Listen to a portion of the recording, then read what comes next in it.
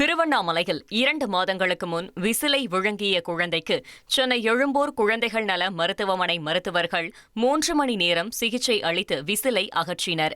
திருவண்ணாமலையைச் சேர்ந்த 5 வயது பெண் குழந்தை கடந்த நவம்பர் மாதம் விளையாடும் போது தவறுதலாக விசிலை விழுங்கியுள்ளார்.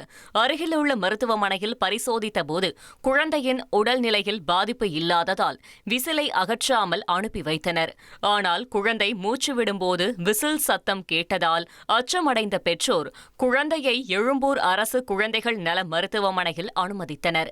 பரிசோதனையில் குழந்தை விழுங்கிய விசில் மூச்சுக் குழாயின் ஆழமான பகுதியில் இருந்தது கண்டறியப்பட்டது.